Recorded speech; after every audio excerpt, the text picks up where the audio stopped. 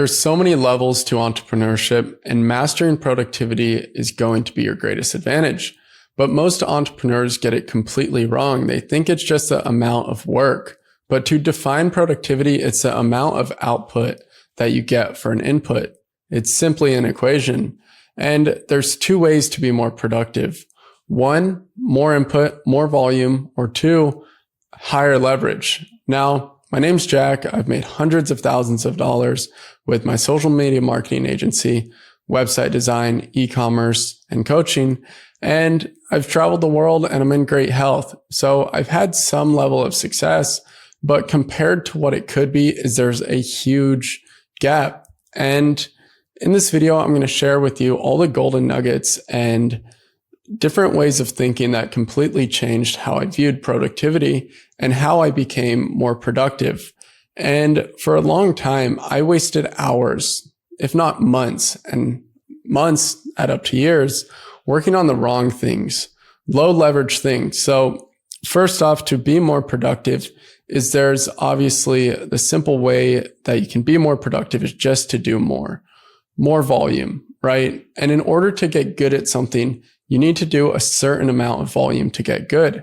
So to get good at website design, you have to design a bunch of websites. To get good at running ads, you have to run a bunch of ads. To get good at onboarding clients, you have to onboard a lot of clients. And to get good at business, you have to do a lot of business.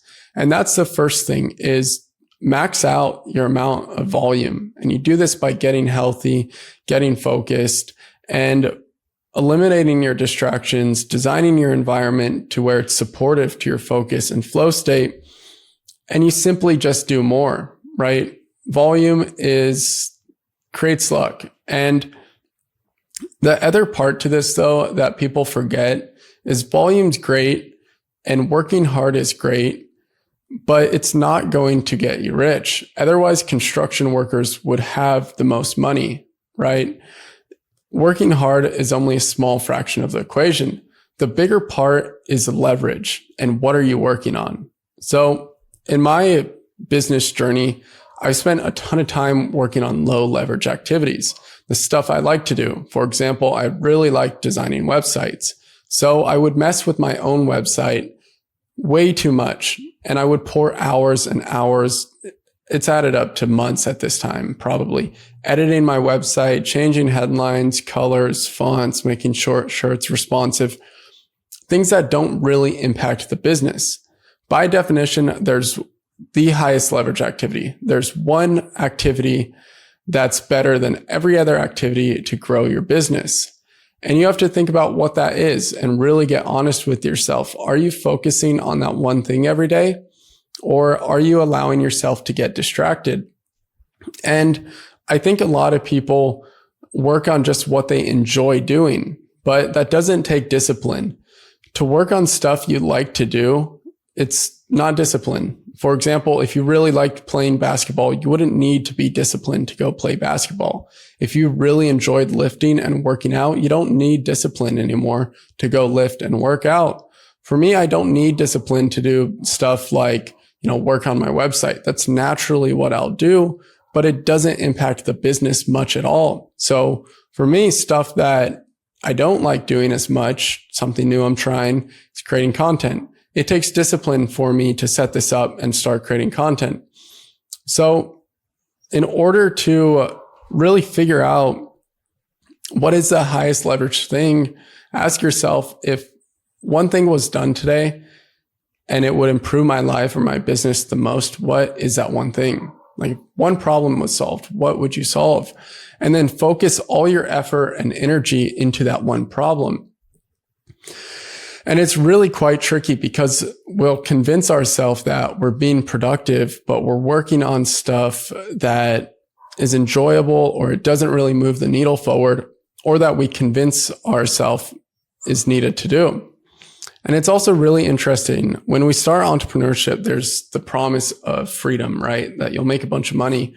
But for the first 5 years or longer, you have to give up a lot of that freedom and learn how to be productive and healthy and work on the right things and grow your skills for the chance that you might be successful. So that's why everyone isn't fit to be an entrepreneur. But if you are one of the types to where you've chose the path to sacrifice freedom and the ordinary world to start a business, it's going to be your greatest advantage to learn how to be productive. And yes, volume is huge, but finding the highest leverage activity. And in the attention economy, a lot of that is social media, right? For the longest time, I avoided social media and I rationalized it as, oh, it's just people pretending to play business or people exaggerating. And I didn't want it to be a part of it. I just thought I would run ads, get attention that way, and build a multi-million-dollar business. And that's absolutely possible. But I realized that's probably me avoiding the harder things that I don't want to do. And along the lines, you realize after a couple of years in business, well, I haven't really had that much success. So you have to really have a hard conversation with yourself and figure out what are the right things to work on. I heard this quote the other day, and it's the difference between where you're at and where you want to be is the amount of hard conversations you're willing to have. And what I added onto that is this includes the hard conversations with yourself, right? Most times we avoid the hard conversations with others, but even ourselves.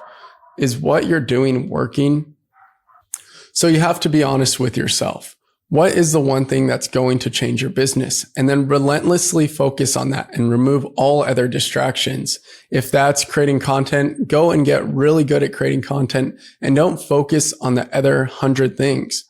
Now, to find the task that's going to make you successful, you have to be ruthless with removing things that seem like a priority, but they aren't urgent. And something interesting about priorities is only very recently in the language did it become plural. It's the root word was priori and it meant singular. Like you only had one priority. You didn't have 5, 10 priorities. You had one singular priority, and that was all that you focused on. So if you have one priority in business, set that one thing and then remove the distractions.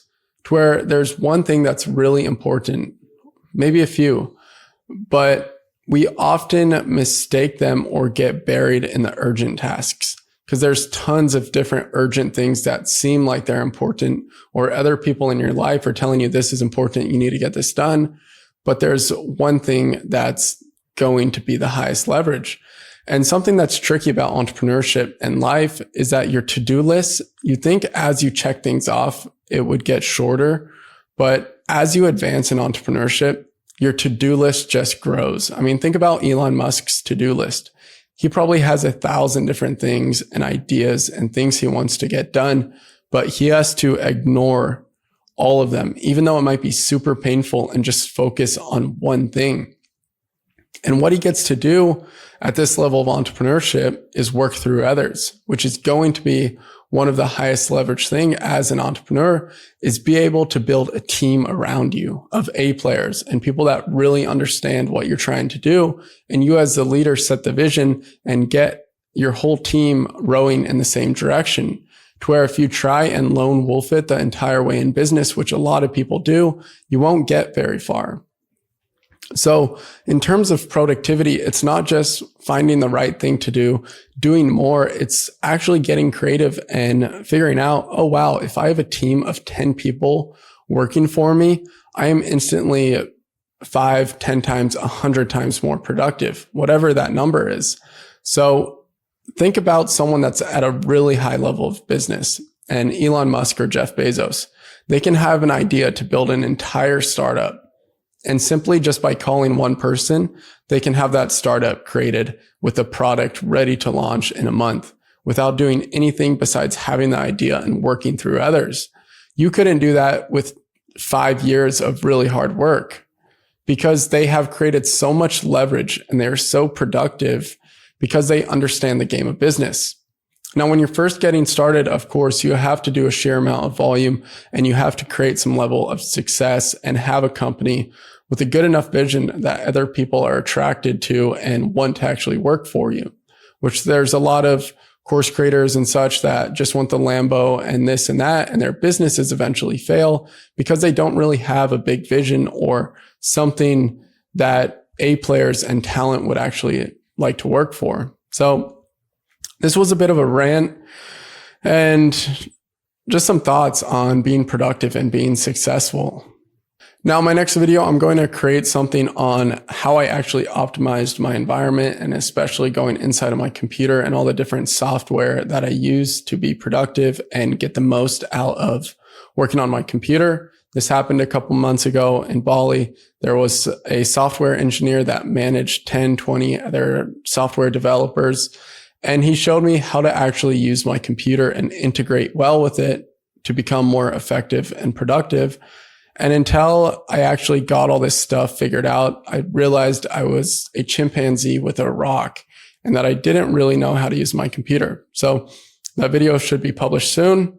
It will be over here. Check out my other videos. If you like this, subscribe. Until next time.